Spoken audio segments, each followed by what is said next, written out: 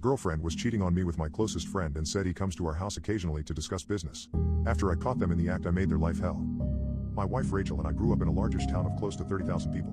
We knew each other at an early age and we were practically inseparable. At 16 we started dating each other. When we turned 18, we moved away for work in a city just a few hours drive away. By 20 we were married and had bought our first house. At 22 we discovered that she was pregnant with a boy. About 5 weeks before she was due to go on maternity leave, a large shelving unit collapsed and crushed her. I was told that both her and our child were killed instantly. 2 of her colleagues had also been injured in the accident, one left paralyzed, the other losing his leg after it had to be amputated. The company she was working for had decided to continue using old shelving that had been written off as unsafe instead of replacing it so that they could cut costs. I still haven't quite forgiven those executives and management personnel that made that decision, because they cut short my wife's life and unalived our unborn child. It wasn't long after I was told I had a choice on how to proceed with what our company called compensation, but I called it blood money. They wanted to settle out of court to avoid a lawsuit. I, on the other hand, was out for their blood. Fortunately, due to the media coverage that it got and the involvement of several politicians, the case was settled quickly in court and the payout for all parties was close to 10 times the amount that they had initially offered. A lot of fines were given to them for breaches on work, health and safety, executives were sacked and others were jailed. At this time, I was still working my job in telecommunications. My mother had moved in while all this was happening to help me. I think I would have fallen apart if she hadn't been as involved as she was. It was around this time that I was offered a promotion, but it involved a lot of travel around the state. I made a request to have an office in my hometown's branch, as I wanted to not only take care of businesses in the state, but also in my hometown, as there was no business representative located there, to which they agreed. After a few months, we settled into a routine of 1 to 2 weeks in the city office, 1 week in my hometown and 1 to 2 weeks visiting the rest of the state. After a year, I decided to buy a house in my hometown so I wasn't having to stay at my parents' place every week and that I could come and go as I pleased. It is about 4 years later that our story begins. I had just returned from one of my trips on Friday, and was checking in some stuff at my office when Harry, the branch's managing director, walked in. We had grown up together too, but had gone to different schools. Since coming back we had developed a very close friendship. He asked how things were, and then asked me if I wanted to come to a house party that he was having that evening. Short notice, but I said yes. I felt like a few drinks with friends were in order. It was there that Harry introduced me to Catherine. She was a new hire at the branch where my hometown's office was located and was getting to know everyone being new in town. We hit it off immediately. As much of a cliche as it sounds, it was almost as if my old wife was in front of me, instead of Catherine. I won't bore you too much with the details, but after 2 years of dating, we decided to take the next step and she moved into my hometown. Everything up to this point had been going really well. Catherine and my parents got along and Rachel's parents also approved and were happy that someone could make me just as happy as Rachel had done. All was going well for close to a year when things began to change. Skype sessions were cut short suddenly. Neighbors would tell me about how a car, described to me like it was Harry's, was always seen parked in the back alley near my house whenever I was away, and some clothes that weren't mine were in my wardrobe. All signs pointed to her cheating, but she said that nothing was happening. She said that Harry would come over occasionally to discuss business but never stay the night. I chalked it up to me being paranoid and continued on as if nothing was wrong, but there was always this feeling that something wasn't right. It was close to 6 months later that I discovered that she had been lying to me. I had just finished closing a rather large contract with a new company and negotiations had wrapped up earlier than I had anticipated. So instead of sticking around for the next few days, I decided to pay for an early flight home and surprise everyone. Fast forward a few hours and I drive into my hometown and down the alley behind my house so that I could get into the house without being seen and surprise Catherine. Some part of me was also curious as to whether this mystery car was there. Sure enough, there was a car that was blocking the back entrance gate. I was confused for a moment, wondering if it had just been a neglectful neighbor parking, only to realize that it was indeed Harry's car. Pulling up behind his car, I got out and thought it was strange that he was there so late, as she claimed that he always had left by now. As I approached the back of the house I saw something that made my stomach drop. In my kitchen, Catherine and Harry were going at it hammer and tong. I froze. Time stopped. There was my closest friend, having intimacy on my kitchen bench with my girlfriend. I didn't know what to do. So many questions were running through my head. Was this real or was I dreaming? Why were they having intimacy in my house? Feeling defeated, I turned and left without them seeing me. I sat in my car for what felt like an eternity. I was crying hard. But the sadness quickly turned into anger. The same kind of anger I felt towards those that were responsible for Rachel's death. I wanted to hurt them. As a pacifist, I don't believe in violence. It was then I knew I was going to punish them and destroy their lives. And what better time to start than now?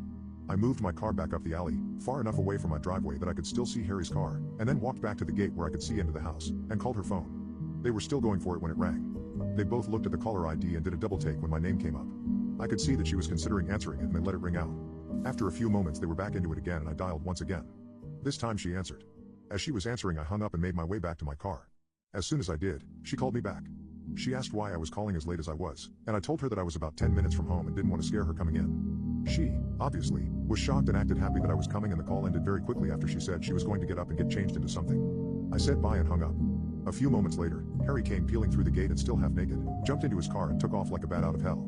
I smiled a little, knowing the fear that both of them would be feeling from being so close to being caught.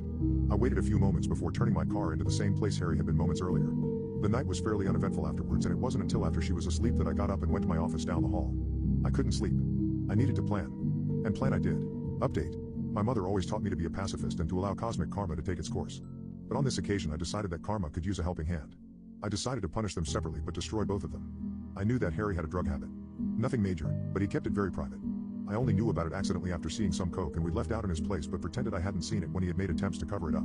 I began calling some of my more unsavory clientele and made a few discreet inquiries into obtaining some samples that they were willing to part with. A few days later, I had a decent enough stash for my plan to work. About a month later, I had friends, including Harry, around for a barbecue night. After making sure that I sufficiently liquored up Harry, I told him to stay the night and sleep it off. In the early hours of that morning, I took the drugs, and an assortment of my personal belongings, and placed them at various places around his car, with the biggest stash in his tire well. I was confident that he wouldn't find them over the few months as the rest of my plan took effect. I also placed some more drugs and personal items in his house after driving him home because he was still too drunk to drive. A few days later, I staged a break-in by smashing the back pane of my back door into my kitchen and leaving it open before heading back to the city for a flight. I had several messages the moment I landed. One from my clearly panicked mom, who had found the back door smashed open and had called the police, one from Catherine in tears, and one from the local police asking me to call. After returning all the calls, I informed the police I was away on business, and that I would be back the following week to talk with them. While away, I got Catherine to stay with my parents until after I got back and asked my dad to organize one of the local security companies to install cameras and an alarm system after getting the go-ahead from the police so as to not ruin the scene of the crime. After getting home, I did the usual "my God, I can't believe this has happened and why would anyone do this?" routine. After doing a thorough check of everywhere, finding that the items I had taken were missing and filing a police report, I had the security company's rep talk Catherine and I through how the cameras and alarm system worked. Then came the question I had been waiting for. The question of what happens if we are doing some business and don't want it recorded.